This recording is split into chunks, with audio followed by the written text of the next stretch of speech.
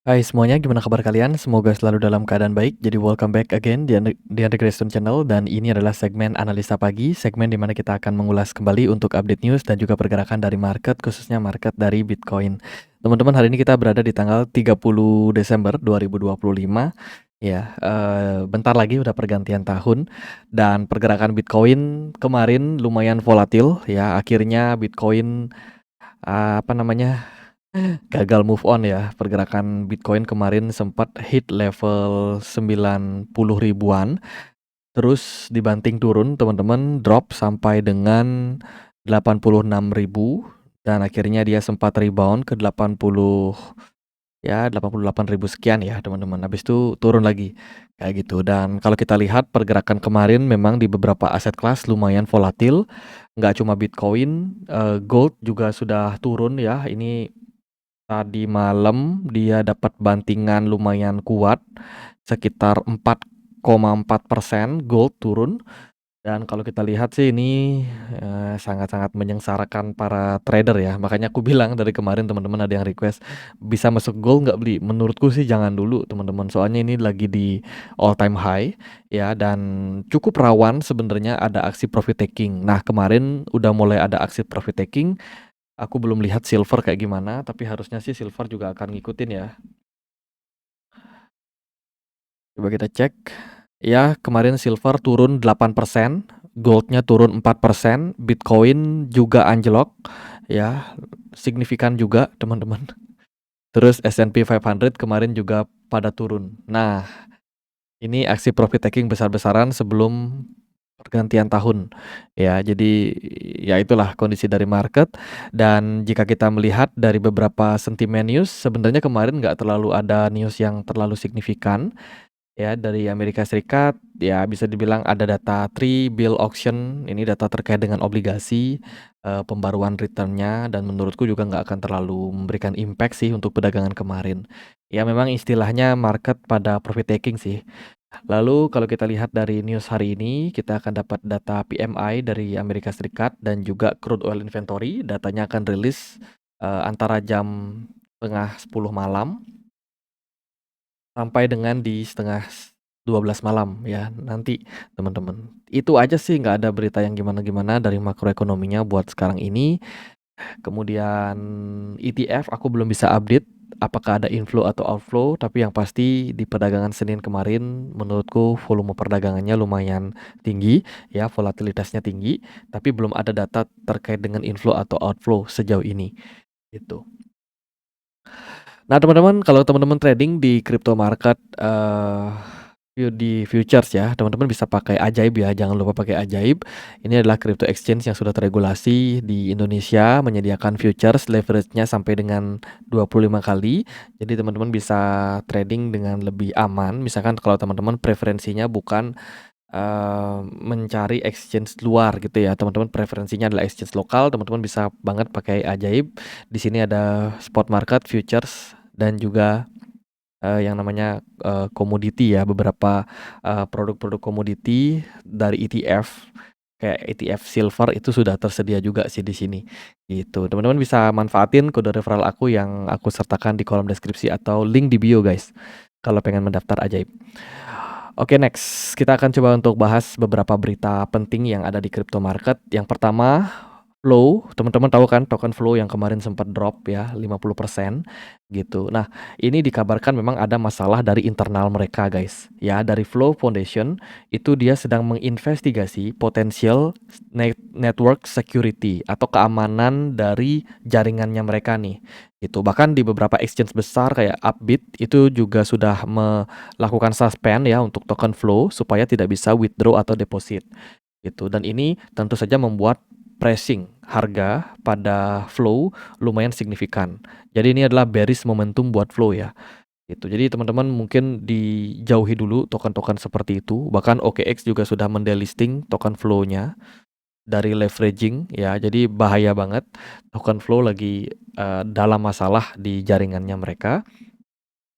Kemudian buat update tambahan ada Uniswap melakukan pembakaran token senilai 596 juta token ya. Ini sangat besar, teman-teman. Akhirnya setelah pemungutan suara mereka, didukung sama komunitas sama DAO-nya juga untuk burning token Uniswap dan ini tentu saja bisa berdampak, bagus ya terhadap harga dan kemarin memang sempat harganya naik sebelum akhirnya dibanting karena crypto market mendapatkan bantingan yang sangat signifikan. Berikutnya aku mau update beberapa token yang kalian perlu untuk hindari dan waspadai karena akan ada unlock token yang mungkin relatif besar kayak gitu guys. Jadi ini nama-nama tokennya ada BIM, ada Celo, ada GVAL, ada SVL, Zora, Rez, kemudian KMNO, GAN, Cetus sama Prime. Nah, token-token yang aku mention tadi itu dia ada unlock sekitar 0,5 sampai dengan 7% ya dalam kurang lebih 2 hari ke depan. Unlock token itu sama dengan membuka token baru supaya bisa diperdagangkan di pasar. Nah, token-token yang unlock ini dapat menyebabkan inflasi pada tokennya sehingga merupakan sentimen yang lumayan negatif. Ya, kurang lebih seperti itu. Kemudian update lanjutan ini terkait dengan weekly crypto asset flow dilihat dari ETF, guys. Kalau kalian lihat belakangan ini outflow-nya lumayan konsisten ya terhadap ETF spot Bitcoin ataupun Ethereum spot Bitcoin dan menurutku ini sangat wajar dan sangat relevan dengan kondisi yang ada sekarang di mana pengetatan suku bunga dari The Fed sudah dilakukan, kemudian juga dari Bank of Japan juga ikut-ikutan.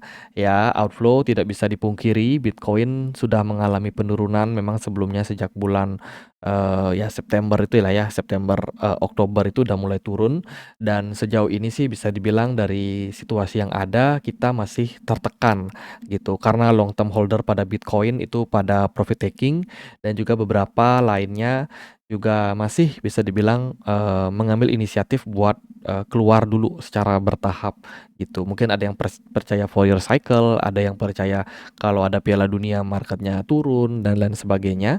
Jadi ya banyaklah retail-retail yang akhirnya keluar di pasar. Nah, meskipun para retail dan long term holder pada jualan, ada juga strategi yang kemarin secara resmi kembali membeli sekitar 1.229 Bitcoin. Itu lumayan besar kalau dilihat dari total apa namanya akumulasinya itu sekitar 108 juta US dollar ya. Ini besar banget. Dia dapat average price di kisaran 88.500. Berarti kalau kondisinya kayak gitu harusnya sih MicroStrategy udah floating loss lagi nih. Padahal dia baru melakukan pembelian kemarin. Itu. Terus juga ada Bitmain yang nggak ketinggalan kembali melakukan pembelian Ethereum ya sebanyak 4,11 juta ya token. Ini banyak sih. Jadi total akumulasinya itu sebanyak itu ya buat token Ethereum. Atau senilai dengan 13,2 miliar US dollar berupa Ethereum yang sudah berhasil diakumulasi gitu dan juga Bitmain nggak lupa melakukan staking buat Ethereum-nya. Kalau mereka udah staking kayak gini, kemungkinan mereka akan komit buat simpan dalam jangka waktu yang panjang. Bitmain ini adalah perusahaan yang memang terus mengakumulasi Ethereum. Saat ini dia punya kepemilikan sekitar 3,41% dari total Ethereum yang beredar gitu. Nah, rencananya mereka akan terus akumulasi sampai dengan 5%. Gitu, atau yang mereka sebut sebagai alchemy of 5%. Ya, ini adalah sebuah apa ya ambisi dari Bitmain untuk menjadi pemegang terbesar Ethereum yang beredar. Itu bahkan lebih besar dibandingkan dengan Ethereum Foundation sekalipun. Nah, di beberapa pergerakan wallet ya juga ada aksi pembelian lagi teman-teman. Salah satunya adalah Trend Research baru aja melakukan borrowing atau meminjam USDT di platform AAV untuk dibelikan Ethereum. Jadi dia beli Ethereum di kisaran 2.900-an ya harganya dan harusnya hari ini juga udah nyangkut. Ya, jadi whales-nya ada beberapa yang borong gitu. Kemudian juga ada whales yang ya walletnya ini ya, dia melakukan akumulasi sekitar 1.600 Bitcoin. Guys, pembeliannya itu dilakukan kemarin ya. Ini dilakukan kemarin, ada akumulasi dari whales juga. Nah, itu sih. Sekarang kita coba buat lihat gimana kondisi outlook dari Bitcoin itu sendiri, sebab wah kemarin bisa dibilang manipulasinya lumayan ekstrim, lumayan signifikan tinggi, teman-teman. Nah, kita coba bawa pembahasannya dulu dari time frame weekly-nya ya. Nah, sorry guys, saya harus minum nih.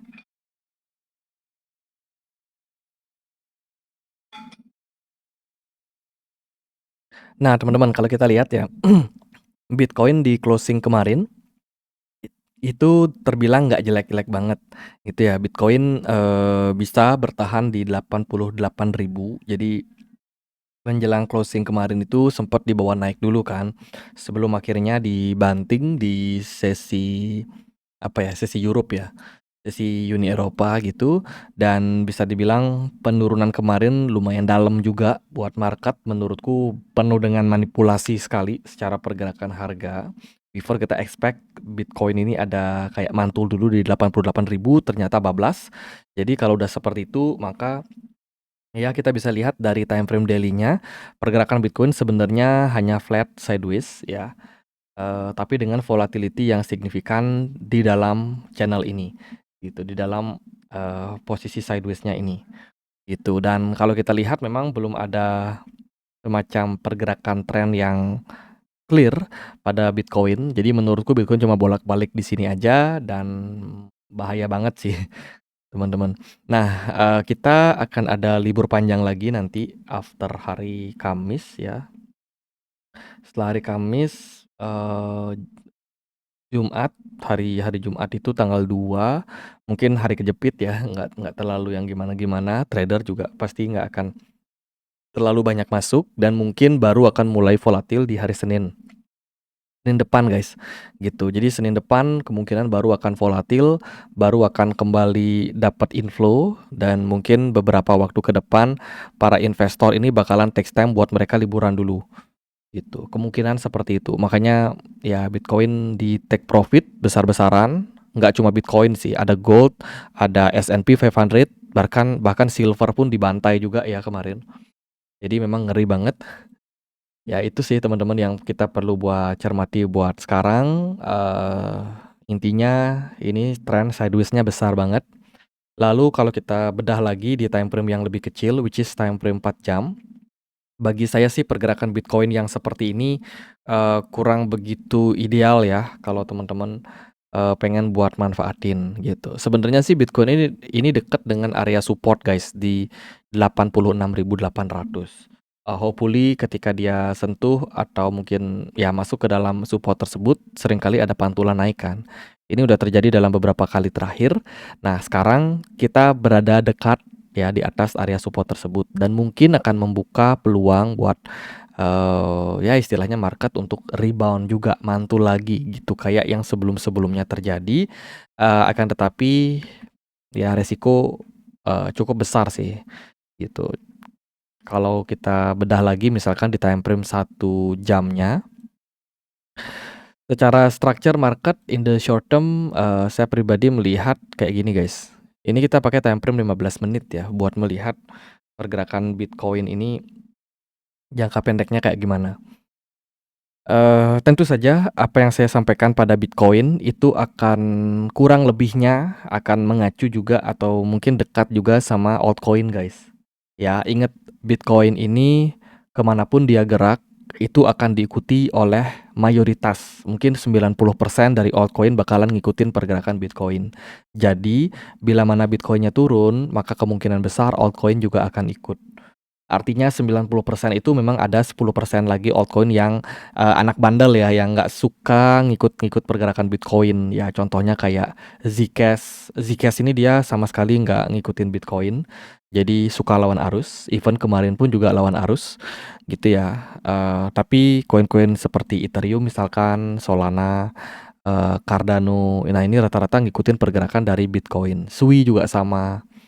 Ini teman-teman request Sei pun juga sebenarnya sama dan teman-teman di kondisi bear market ya apapun terkait dengan fundamental mau ekosistemnya bagus, mau projeknya fundamentalnya katanya bagus, ya kan.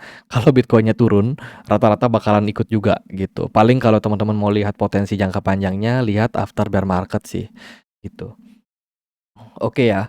Jadi, kita bahas Bitcoin sebagai perwakilan aja, mungkin nanti kita bahas coba Ethereum dikit, gitu. Nah, Bitcoin kalau dari pandangan saya sendiri, kalau kita lihat dari outlook ya, ini sebenarnya dia ada penurunan dalam 5 wave, guys.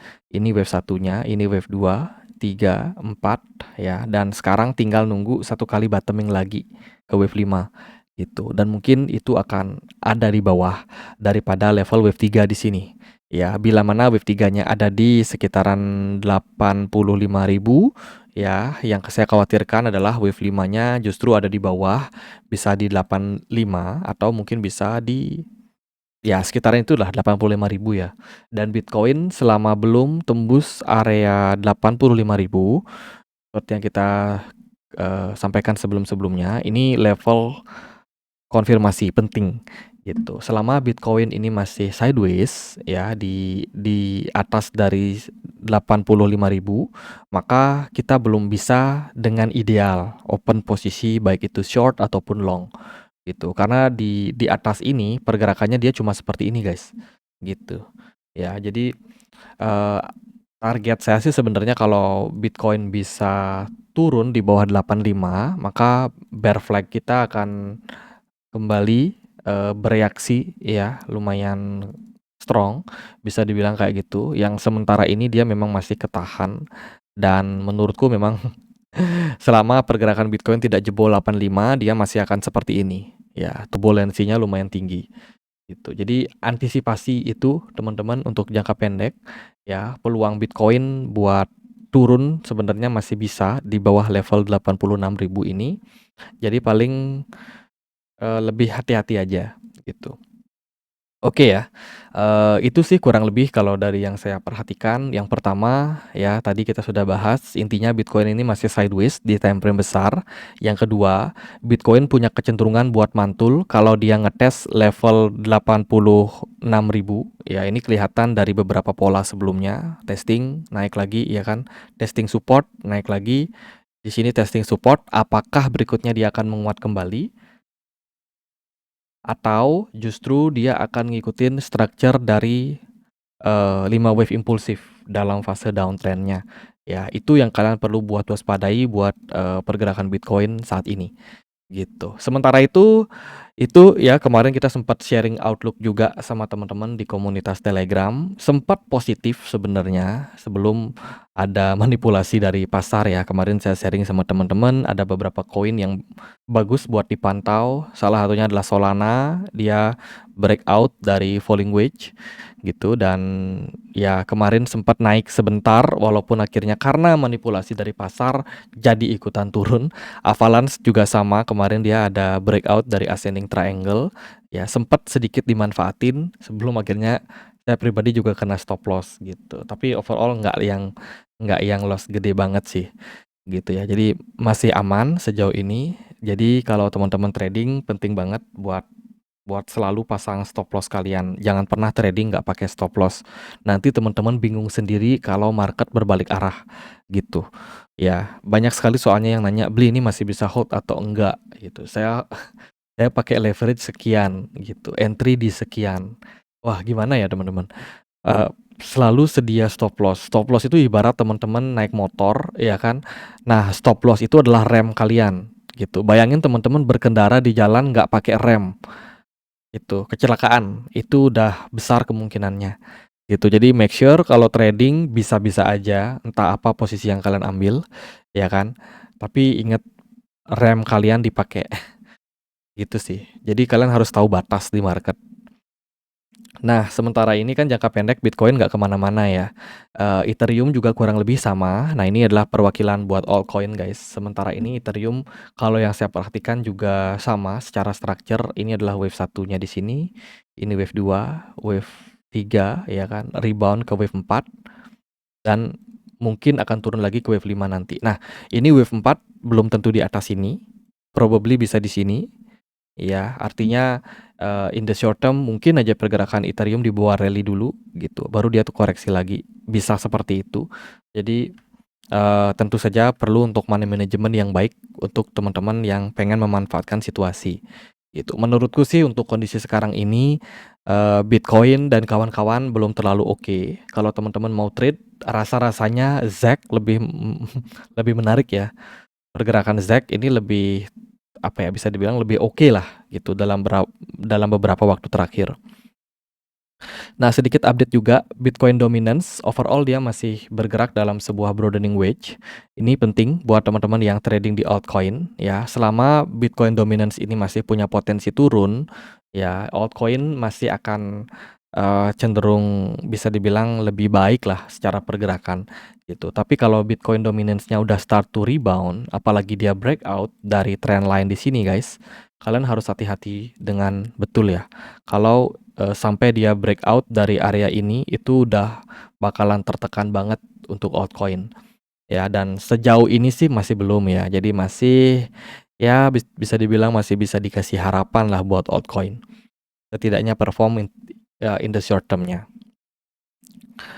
Oke, gitu aja sih dari saya sendiri menyikapi kondisi dari market dan situasinya saat ini. Ingat teman-teman, hati-hati dalam trading, selalu pasang stop loss ya kan, jangan overtrade juga. Misalkan teman-teman satu hari udah merasa kena stop loss gitu ya, takes time buat istirahat dulu, jangan dipaksa trading terus karena nanti psikologi kalian yang kena gitu. Kalau udah situasi kayak gini, marketnya flat ya kan, teman-teman belum lihat ada opportunity sama sekali, ya nggak apa-apa buat teman-teman libur dulu, ya istirahat dulu, sekalian menikmati malam tahun baru gitu. Jangan sampai teman-teman lagi main kembang api nanti ngecek chart ya, lagi manggang ngecek chart gitu. Jangan sampai kayak gitu teman-teman. Enjoy dulu market, masih ya volatil ya. Oke, gitu aja teman-teman buat update kali ini. Jadi saya pribadi melihat hari kemarin adalah lumayan ekstrim ya, mulai dari emas turun 4%, S&P 500 juga turun 0,35%, tapi masih strong nih gitu. Bitcoin sempat rally dari 90.000 meskipun akhirnya dia crash parah, turun sekitar 4-3% ya. Itu, dan juga silver jangan lupa hari ini dia anjlok sekitar 8%, mungkin akan mengubur niat FOMO-nya teman-teman yang kemarin pengen berbondong-bondong masuk silver. Ya, oke, itu sih, jangan jangan mengejar yang sudah naik tinggi teman-teman. Oke deh, gitu aja teman-teman hari ini ya. Happy Sunday, Happy Tuesday buat teman-teman. Moga-moga apa yang kita sampaikan tadi bisa bermanfaat buat kalian. Jadi sekian aja buat update kali ini. Akhir kata saya Andre, makasih. See you guys. Mungkin nanti kalau sempat kita bikin live lagi ya di sore hari, kita coba untuk bahas seperti apa outlook dan situasi market. Ini saya close dulu.